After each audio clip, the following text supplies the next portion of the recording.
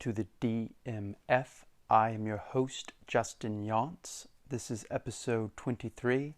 I'm going to be talking about movies such as American Utopia, which I just saw, Spider-Man 3. I'm going to talk a little bit about The Last Dance on Netflix. I'm going to talk about some of the books that I'm reading, and we'll do a little politics, and then I'm going to give you an inspirational quote, and we'll end there. So, stay tuned.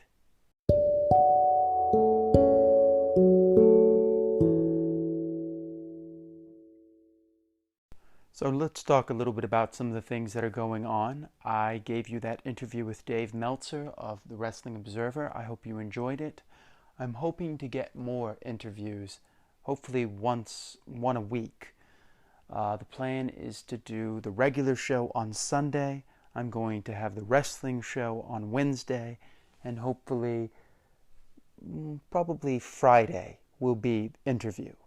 So that's kind of how I'm going to go about it. I hope you enjoy it.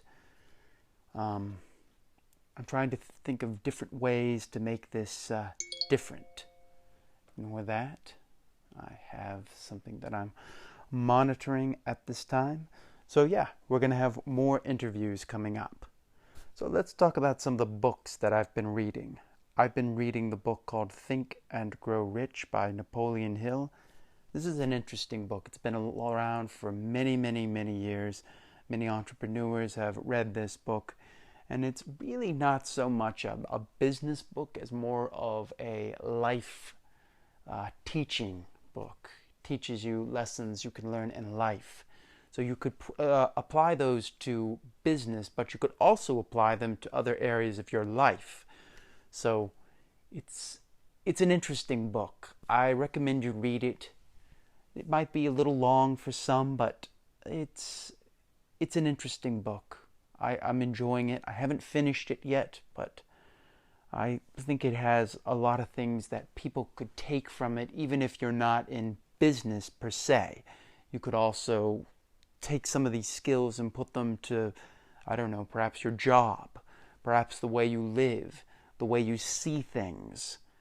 It's more about clarity over the things. If you've read any entrepreneurial book or any health book or any book on the mind, such as Gray Braden's Wisdom or, Joe Dispenza's books, you'll see a lot of similarities in this book.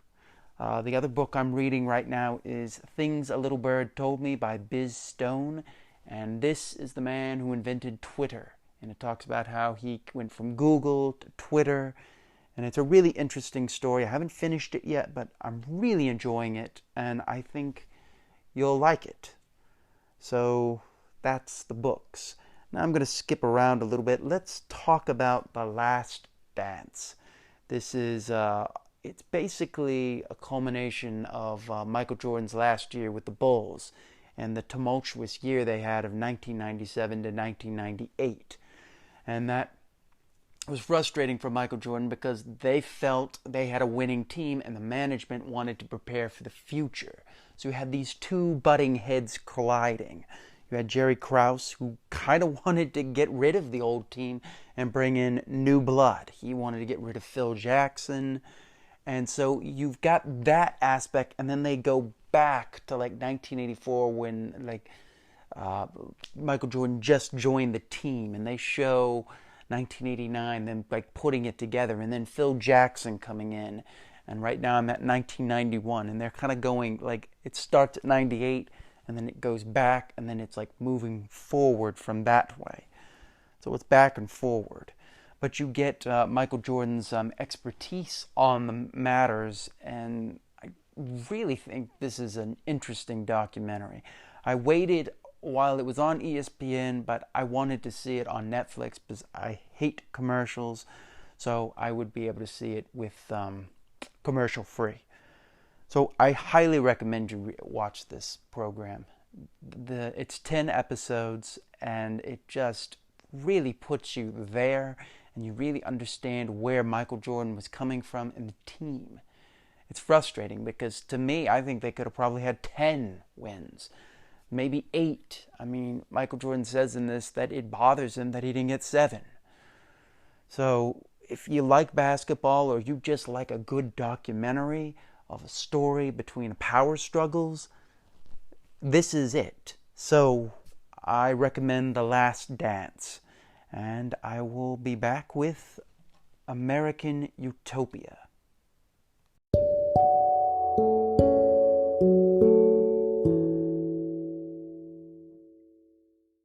Okay, let's talk about American Utopia by David Byrne of Talking Heads. Now, this was a show that came on in Broadway of, I believe, this year. But unfortunately, it kind of got sidetracked. But they recorded it.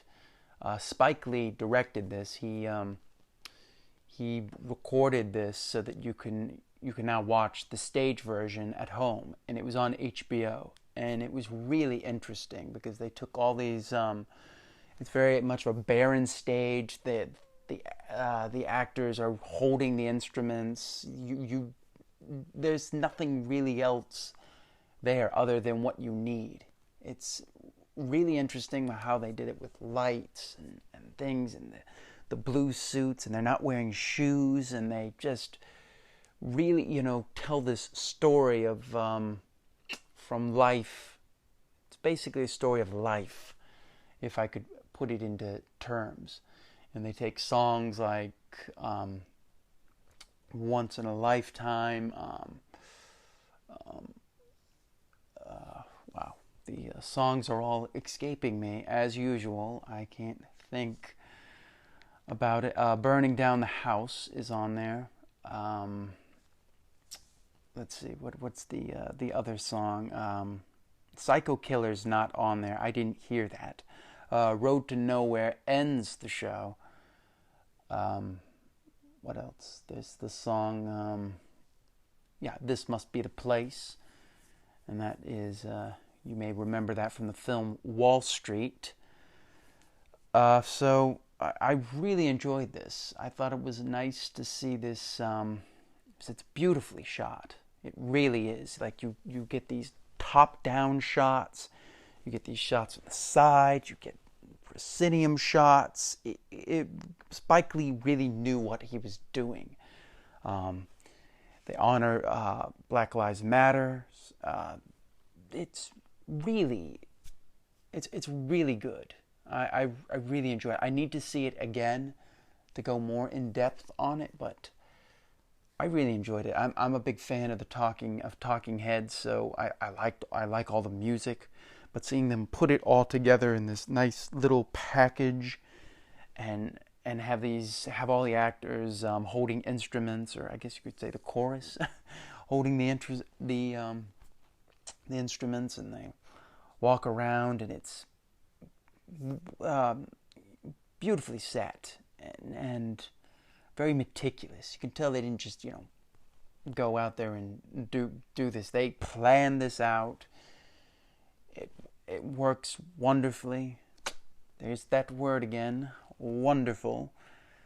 My favorite probably was Once in a Lifetime. I really liked the way they staged that and played it, and just the harmony coming from the chorus, as well as David Byrne, who just really, he introduces all the songs, and he's telling this story of, I guess, from birth to death in some ways, and all the things that are going on. He would probably explain it better than I could, but I felt it really, it encapsulated something that we don't have right now. We don't have theater right now, so seeing theater on filmed is nice for the soul. It brings back those memories of what it was like to sit in a theater and watch performers perform. We don't really have concerts anymore. We don't have plays. We're barely getting films out. This is an unfortunate side effect of what has happened with the culture. We have to be we have to be protective because at this time COVID hadn't happened yet. So you've got all these people, standing right next to each other. It's kind of weird to see that, and touching things, and being right next to each other. I mean, like, we don't. It was kind of a breath of fresh air because you're seeing all this stage show and all these songs, and it also talks about something, I think, where we need to be at this culture of how we need to really be looking at ourselves and viewing one another, and peace and happiness, and it's such a joyful production. And I think that's a great title for it, American Utopia. It says it all, where it needs to be. So I saw another movie. Unfortunately, it's not as good, but it has its moments. I had to watch Spider-Man 3. Yes, I know. Sam Raimi's last film of the Spider-Man trilogy, with Tobey Maguire, Bryce Dallas Howard, Kirsten Dunst, and Thomas Hayden Church, and Topher Grace. Now, this film starts off well. I thought they had a great premise on the way they were telling the story, but then it just kind of dissolves. 86 minutes in, I started to feel that the trajectory of the film changed. I liked the idea of bringing in the black suited Spider-Man, the black symbiote Spider-Man. That's always a great story to tell, but then they try to shoehorn Venom in there. I don't feel that needed to happen. You could have just teased Venom and had him in the next one. Shoving him in there was just too much. Plus, they had set up the whole thing with Harry Osborn being really the foe. He's the real foe of Peter Parker here, because he's trying to save his friend, and his friend wants nothing to do with him because he thinks he killed his father. And that needed to be the arc. You didn't need to put in, introduce Eddie Brock, but don't introduce Venom yet. I think if they kept Venom out, this would have been an okay film. Thomas Hayden Church, who plays the Sandman, did a wonderful job of really having all this guilt and being this character who feels bad for what he's done. And that's kind of what you see with all the Sam Raimi characters, is they're not just these villains for the sake of villains. They're villains that were created by circumstance. You look at Norman Osborn. He's trying to save his company. That's why he becomes this. Doc Ock, Otto Octavius, becomes this because he's trying to control fusion energy, and becomes a monster from it. And then here you have the Sandman, who accidentally killed Peter Parker's Uncle Ben. So you've got all these tragic characters. That's the word I'm looking for. Tragic characters. That is what it was. And then you put in Venom here, who's not a tragic character. He's just somebody who wants revenge. He doesn't fit here. You could have told a much better story with Venom in the next one. Shoehorning him in there just wasn't there. And then they have this is probably the most character development Mary Jane Watson, Kirsten Dunst's character, has in it, as she's struggling with being an actress and failing and not really achieving the success she thought she would have, because they don't think she's any good. So she's got all this bent up thing, and Peter wants to propose to her. So you have all these great elements. You don't need the Eddie Brock storyline yet. You can bring Eddie Brock in there and you can introduce him and have him humiliated by Spider-Man, because Spider-Man, when he gets the black suit, it changes his personality. He's now willing to take life, and he doesn't really care anymore. He's kind of, become a tougher Spider-Man. He's like, you know what, I'm going to fight fire with fire now. Not just be your friendly neighborhood Spider-Man. So that was enough. You didn't need the thing. I know I keep saying that, but I feel that's the problem with this film. Otherwise, it's not bad.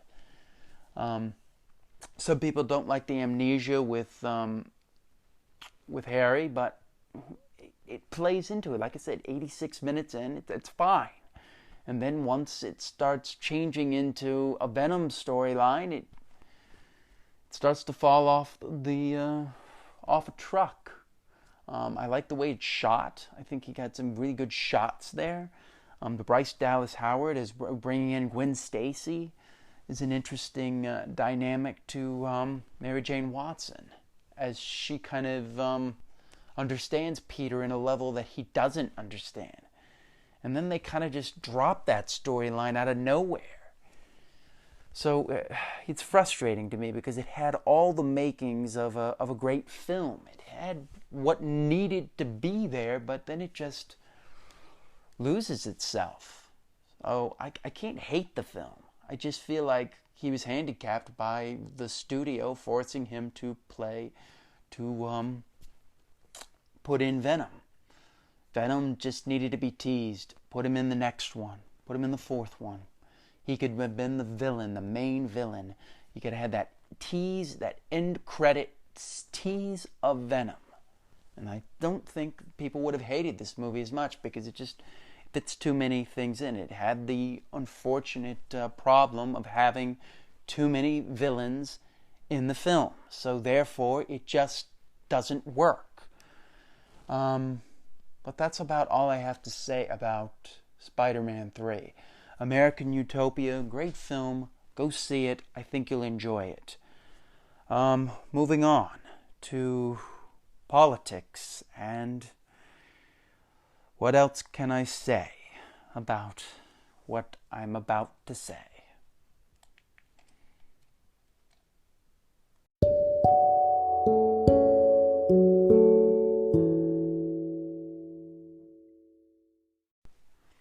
Okay, let's talk a little bit about politics.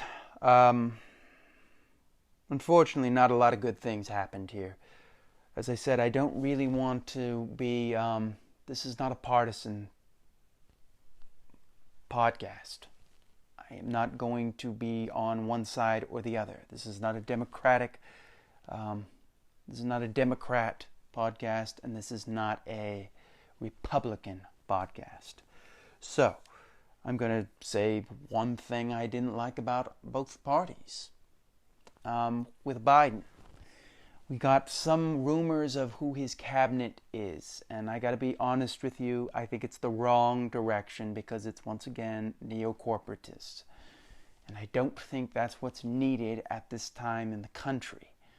The country really wants change. They need an FDR.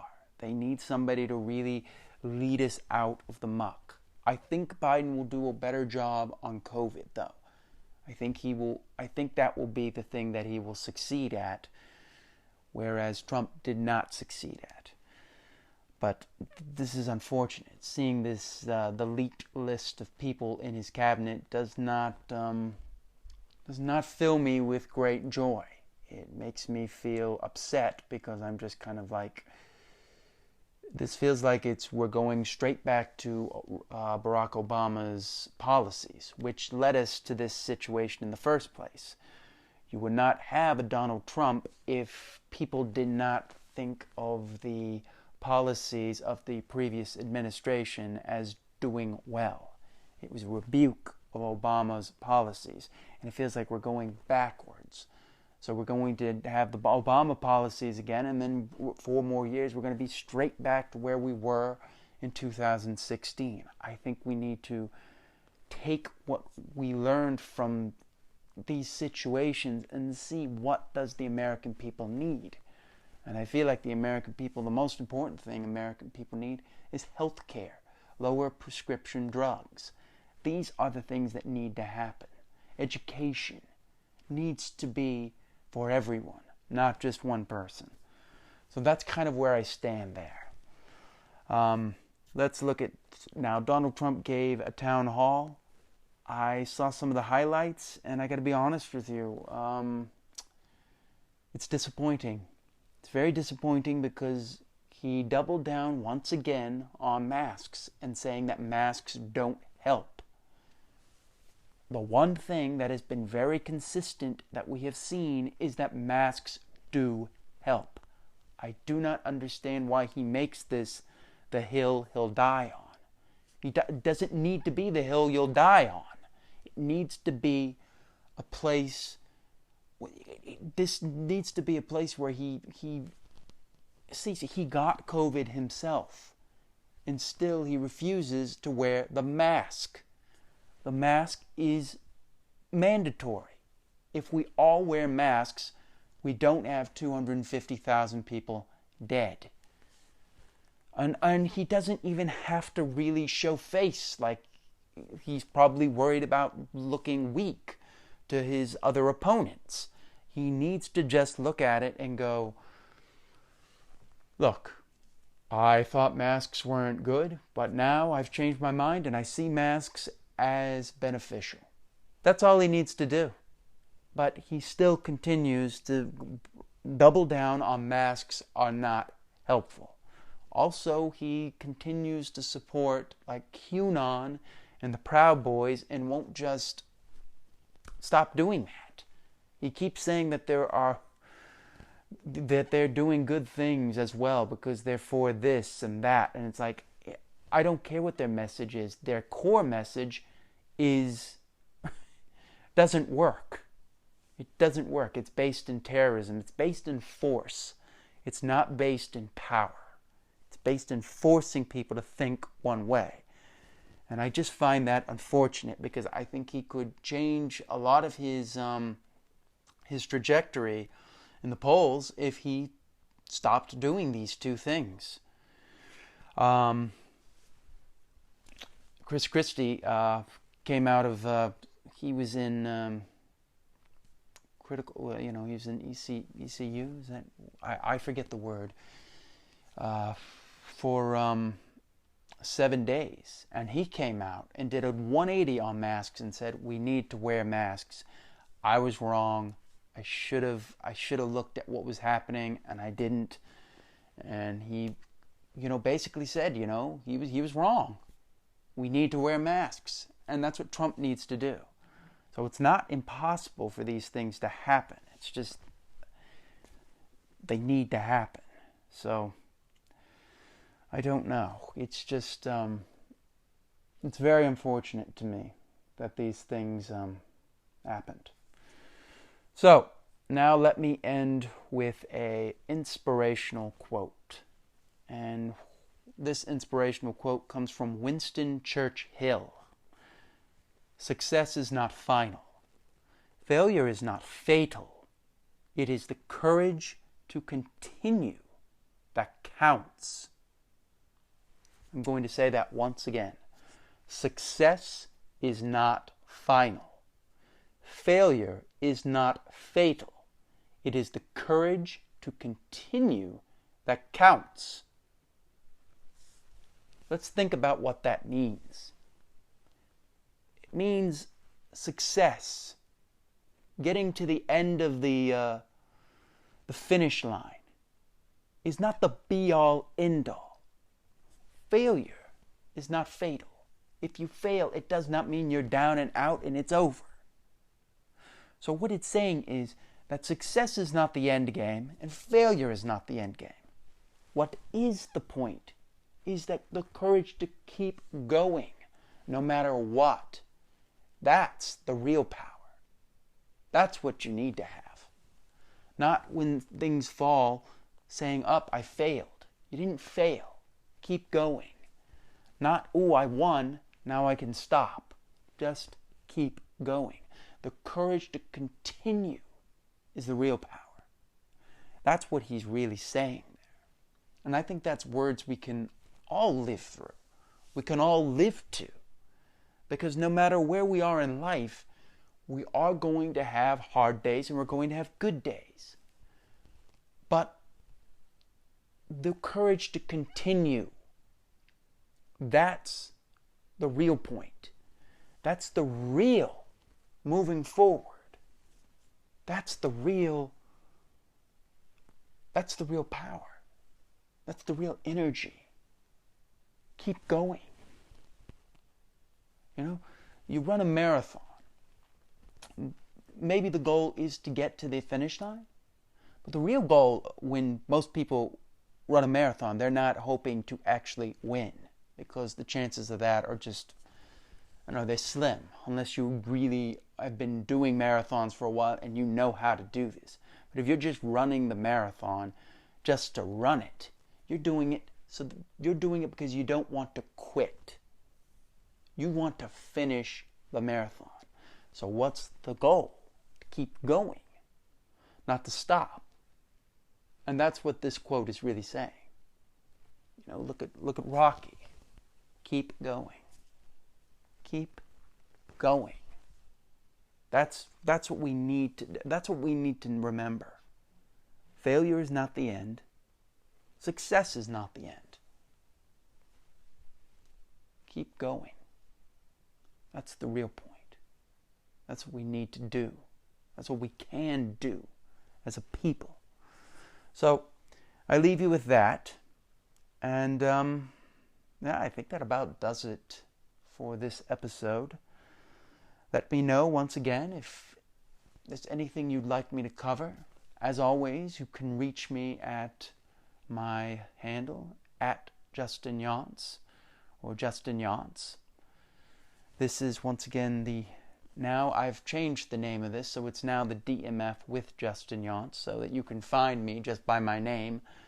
So yes, these are the things that are going on, and just some of the things I've watched, and these are some of my opinions. So maybe read some of those books, see American Utopia, watch The Last Dance, think about your politics, and think about that quote by Winston Churchill.